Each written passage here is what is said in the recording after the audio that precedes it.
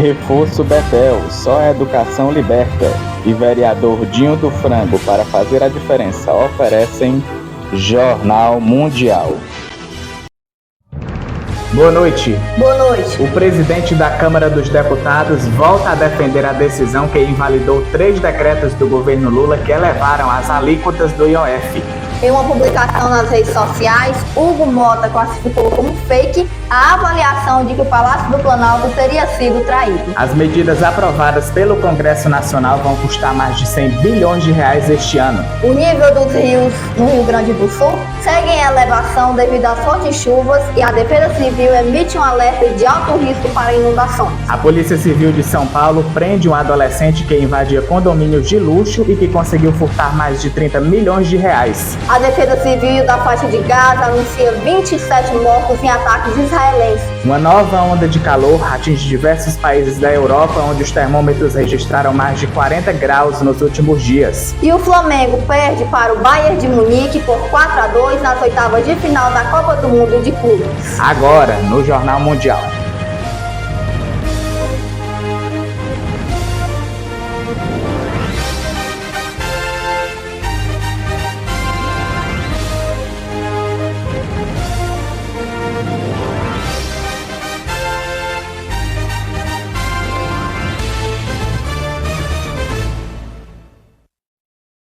O presidente da Câmara dos Deputados, Hugo Mota, classificou como fake a avaliação de que o governo teria sido traído com a votação do Congresso na semana passada para a derrubada da alta do Imposto sobre Operações Financeiras, o IOF. Caio Teles conta na reportagem. O presidente da Câmara dos Deputados, Hugo Mota, voltou a defender nesta segunda-feira a decisão do Congresso que invalidou 3 decretos do governo do presidente Luiz Inácio Lula da Silva, que elevaram as alíquotas do Imposto sobre Operações Financeiras.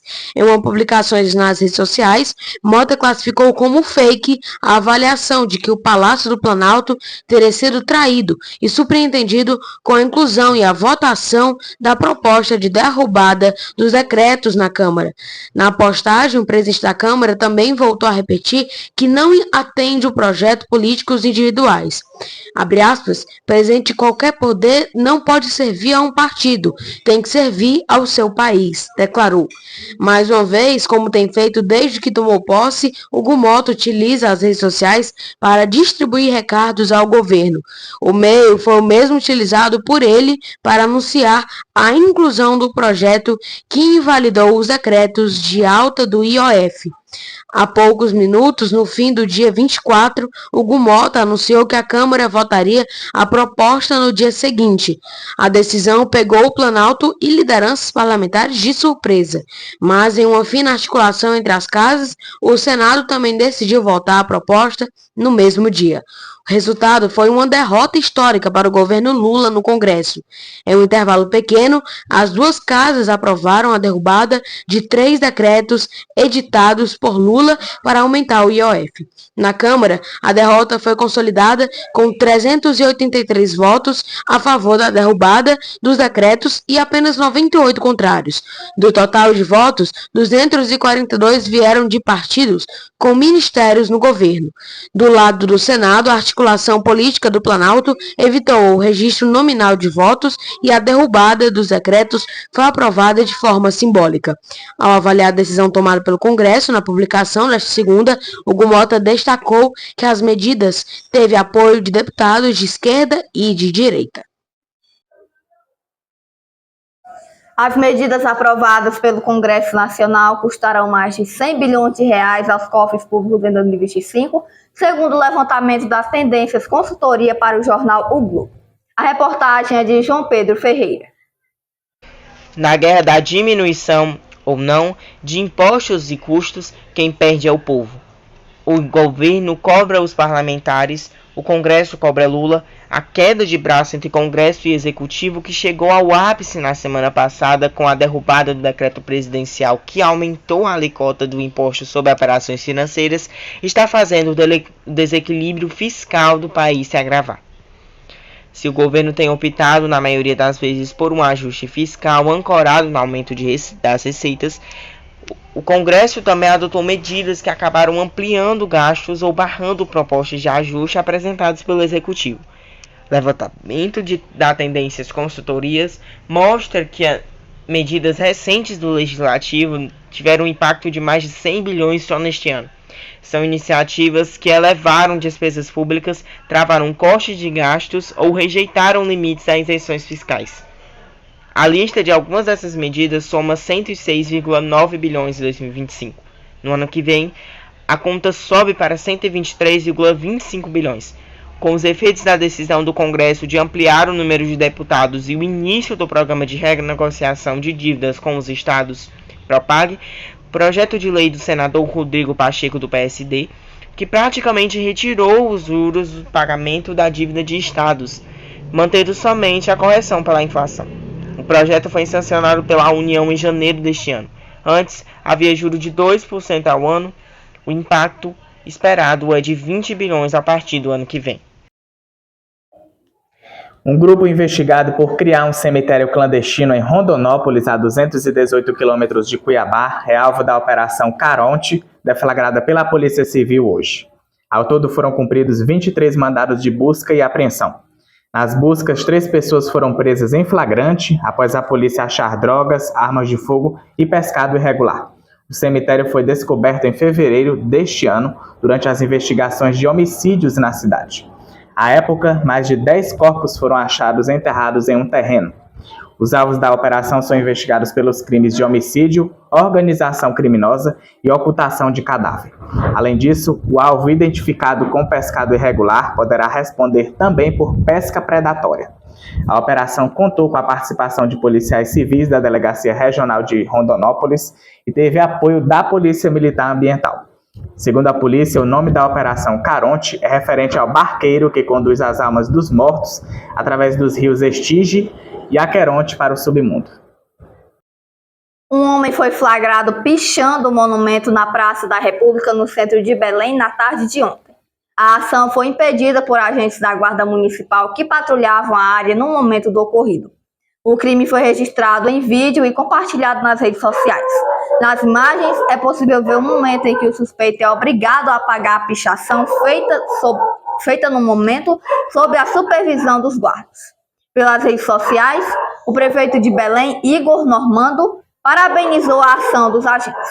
A Praça da República é um dos principais cartões postais da capital e abriga esculturas, bustos e monumentos tombados como patrimônio histórico. O Jornal Mundial entrou em contato com a Guarda Municipal de Belém para mais informações sobre o caso, mas não obtivemos retorno. A seguir, a Polícia Civil de São Paulo prende um adolescente que invadia condomínios de luxo. E a derrota do Flamengo nas oitavas de final da Copa do Mundo de Clubes.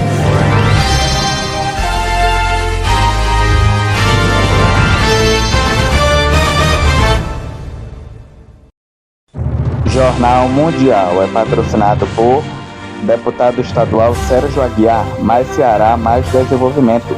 Reforço Betel, só a educação liberta. Vereador Dinho do Frango, para fazer a diferença. E prefeita Betinha Magalhães. De terça a quinta, sua tarde com muita informação no Boa Tarde Mundo com Caio Teles, às 13 horas. Sua manhã de sábado com muita informação. Sábado News com Eduardo Elau, às 9 horas da manhã. O seu noticiário no domingo. Revista do Domingo com Clara Bezerra, às 19 horas da noite.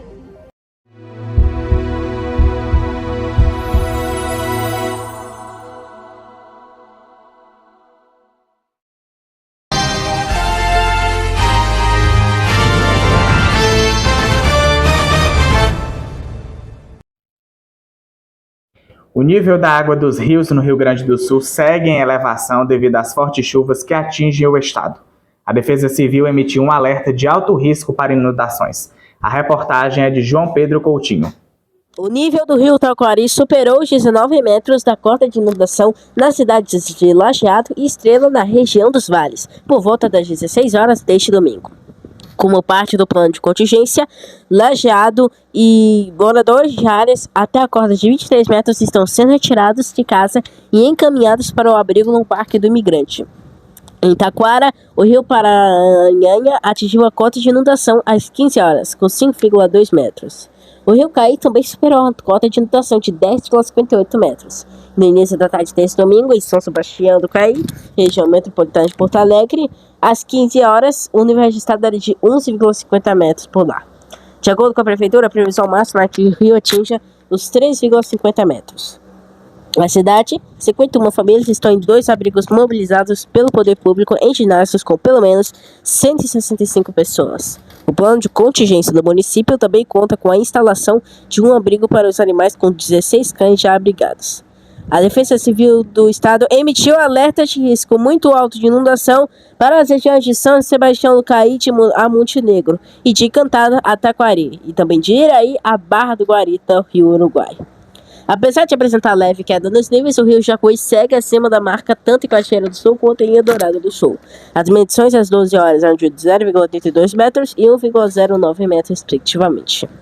O Rio dos Sinos, em São Leopoldo, tem nível estável, mas acima da cota de alerta. A medição às 16 horas era de 4,39 metros, sendo 4,50 a cota de alerta.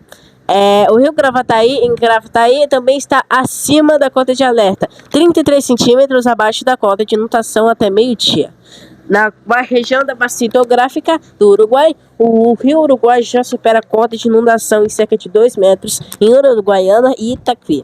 O Guaíba, em Porto Alegre, está estável e apresentou redução em 24 horas. A medição às 16 horas era de 3,20 metros. De acordo com o Instituto de Pesquisas Hidráulicas da Universidade Federal do Rio Grande do Sul, a previsão de uma rápida elevação dos níveis nas próximas horas devido ao vento. O lago pode chegar à cota de inundação 3,60 metros na usina do gasômetro e o nível deve se manter acima dos 3 metros durante a semana. E em todo o Rio Grande do Sul são 1.388 pessoas desabrigadas, acolhidas por 38 abrigos em 21 cidades, de acordo com o monitoramento da Secretaria Estadual de Desenvolvimento Social. Reportagem de João Pedro Coutinho, voltamos aos estúdios. Vamos saber agora como vai ficar o tempo para amanhã.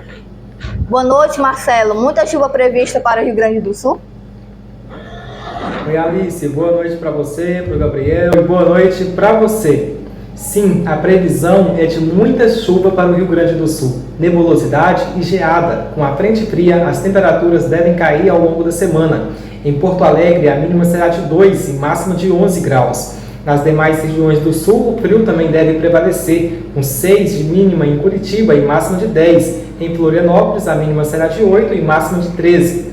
Chuvas mais significativas estão previstas apenas para o leste do Paraná, mas com volumes inferiores a 20 milímetros. Em Santa Catarina e Rio Grande do Sul, o tempo deve permanecer aberto durante toda a semana. O Instituto Nacional de Meteorologia, o IMET, prevê chuvas volumosas e variação de temperatura em diferentes regiões do Brasil nesta semana, entre hoje e 7 de julho. As chuvas mais intensas devem atingir a região norte e o leste do sudeste e nordeste, podendo ultrapassar 50 milímetros. A previsão é de tempo aberto no interior do Nordeste, no Centro-Oeste e no Oeste da região Sul e Sudeste. A região Norte, as áreas de instabilidade se concentram no centro-norte do Amazonas, Roraima, Amapá e norte do Pará, com acumulados que podem superar os 50 milímetros também. Já no leste do Acre, Rondônia, sul do Amazonas e do Pará, além do Tocantins, não há previsão de chuvas, mantendo o tempo seco ao longo da semana. E para a região Nordeste, a previsão indica tempo aberto no interior com redução da umidade relativa do ar, principalmente no sul do Piauí, sul do Maranhão e oeste da Bahia. No litoral nordestino, são esperadas chuvas acima de 20 milímetros, com destaque para o leste da Bahia, Sergipe, Alagoas e extremo noroeste do Maranhão. No sudeste, chuvas entre 30 e 50 milímetros devem atingir áreas do leste de São Paulo, Rio de Janeiro e Espírito Santo. A previsão para o centro-oeste é de tempo firme na maior parte da região, com baixa umidade principalmente no nordeste de Mato Grosso, Goiás e no Distrito Federal. Já no leste do nordeste e em partes do sudeste e centro-oeste, as máximas não devem ultrapassar 29 graus. A capital de Goiás, Goiânia, terá mínima de 16 e máxima de 29 graus amanhã. Já no Rio Grande do Sul, Santa Catarina, leste do Paraná e São Paulo, além do sul de Minas Gerais, são previstas máximas abaixo de 18 graus. Na capital mineira, Belo Horizonte terá mínima de 12 e máxima de 26 graus. As mínimas devem se manter acima de 24 graus na região norte e na região nordeste. A capital do Ceará, Fortaleza, terá mínima de 14 e máxima de 26. No centro-sul do Brasil, as temperaturas mínimas ficarão abaixo de 18 graus, quando a atuação de uma massa de ar frio provocará temperaturas abaixo de 6 graus no sul do Paraná, Santa Catarina e Rio Grande do Sul, e com possibilidade de geadas em áreas de maior altitude. Esse sistema de ar frio deve avançar ao longo da semana, derrubando as temperaturas no Acre, sul de Rondônia, oeste e sul de Mato Grosso e Mato Grosso do Sul. E atenção, especialmente para você que mora em Cambuci, no Ceará. Amanhã será parecido com hoje. Dia de sol com algumas nuvens e névoa logo de manhã. Noite com poucas nuvens. A temperatura mínima será de 24 graus e máxima de 33. E a umidade relativa do ar com mínima de 65% e máxima de 95%. Uma boa semana a todos, Alice e Gabriel. Muito obrigada, Marcelo. Boa noite. Até quarta-feira. A Polícia Civil de São Paulo prendeu este mês um adolescente de 17 anos que começou a cometer crimes aos 13 e participou de mais de 40 invasões a condomínios de luxo só nos últimos meses. Gleidson Oliveira conta na reportagem. Um adolescente de 17 anos foi apreendido em junho após invadir ao menos 40 condomínios de luxo em São Paulo. Ele usava roupas de marca, fones de ouvido e tinha uma postura tranquila para se passar por morador dos locais. Em alguns casos, disfarçava-se com perucas ou símbolos religiosos. O prejuízo estimado dos furtos passa de 30 milhões de reais. As câmeras de segurança mostram que o jovem entrava nos prédios com naturalidade, muitas vezes sem levantar suspeitas. Ele se aproximava dos portões com postura confiante e se aproveitava de momentos de distração para se infiltrar nos edifícios. Em várias ocasiões, esperava um morador abrir o portão e entrava em seguida, fingindo ser um vizinho. Também usava fones de ouvido, roupas de grife, mochilas caras para reforçar a imagem de um jovem de classe alta. Além da entrada, o adolescente demonstrava conhecer detalhes dos condomínios e agia de forma organizada. Sabia onde procurar os objetos de valor e, segundo testemunhas, era seletivo. Levava joias, dinheiro vivo e relógios de grife, deixando para trás itens eletrônicos e objetos maiores. Também usava peruca ou quipá para se disfarçar. Em um dos roubos, ele chegou a usar o nome e parentesco falsos para tentar entrar no prédio onde mora Fábio Warngarter, o ex-assessor e ex-advogado de Jair Bolsonaro. Na maioria das ações agia sozinho, mas em algumas contava com o apoio de comparsas. Os itens furtados incluíam bolsas, joias, relógios, dólares, euros e cofres com dinheiro em espécie.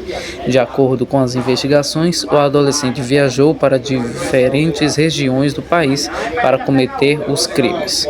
As ações foram registradas em ao menos 6 estados: São Paulo, Rio de Janeiro, Paraná, Rio Grande do Sul, Goiás e Mato Grosso.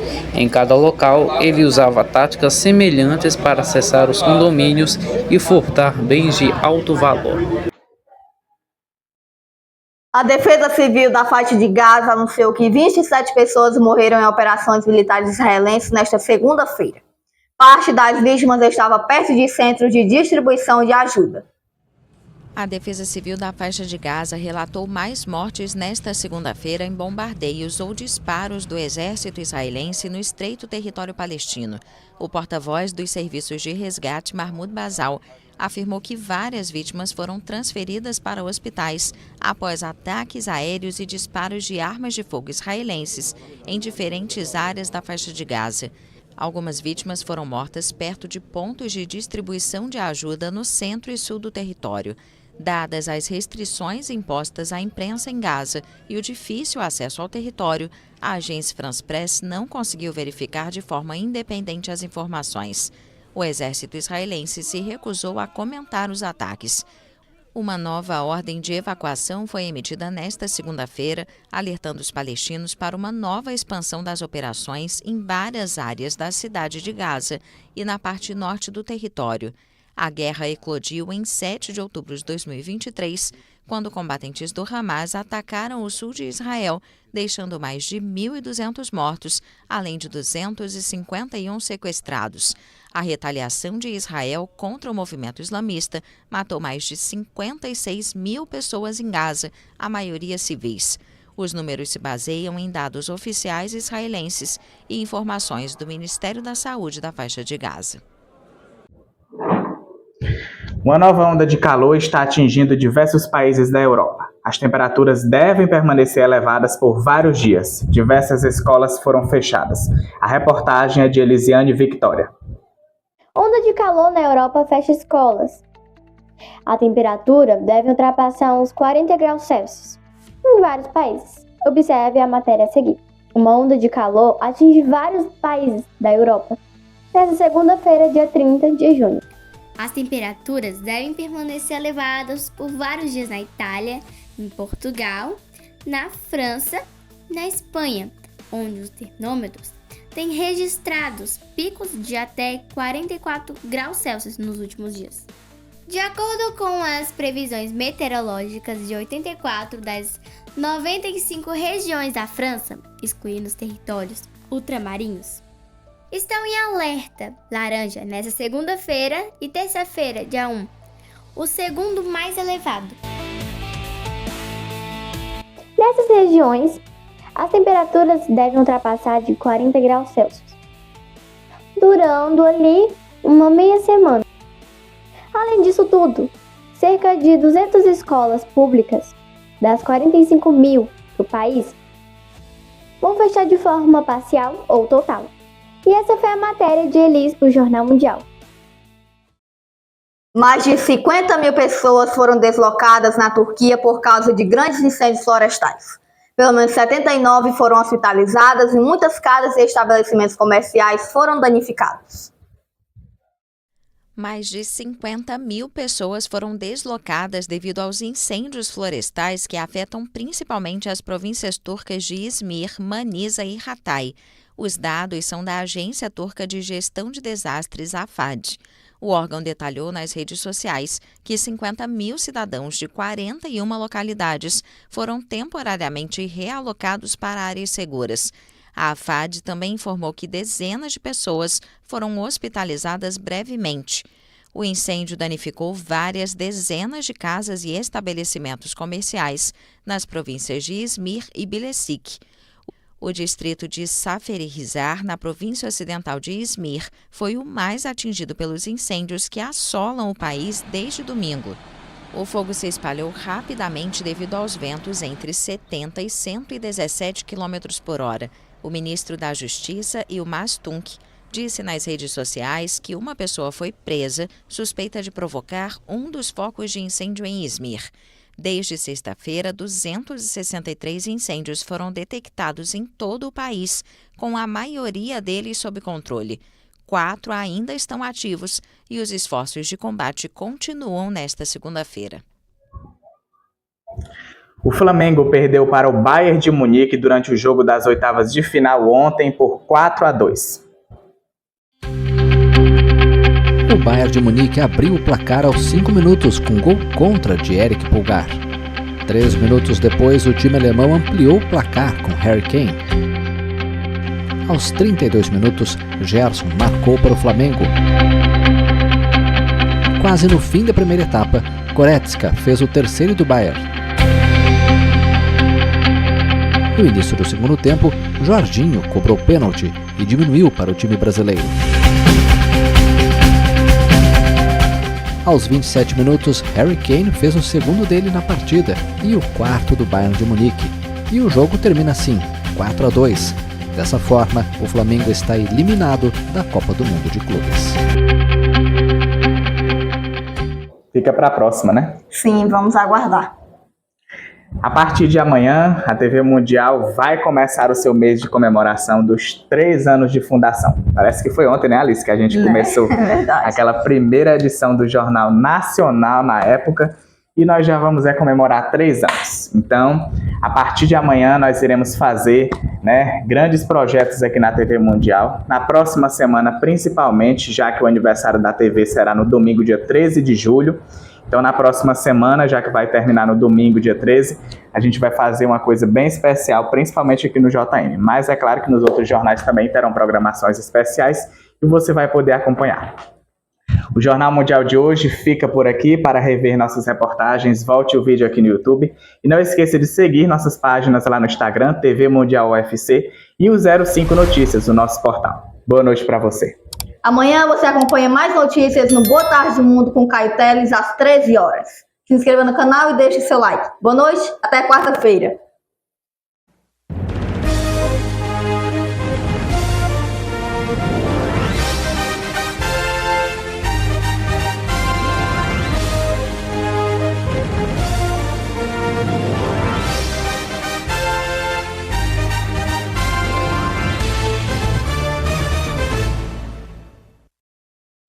Jornal Mundial é patrocinado por deputado estadual Sérgio Aguiar, mais Ceará, mais desenvolvimento. Reforço Betel, só a educação liberta. Vereador Dinho do Frango, para fazer a diferença. E prefeita Betinha Magalhães.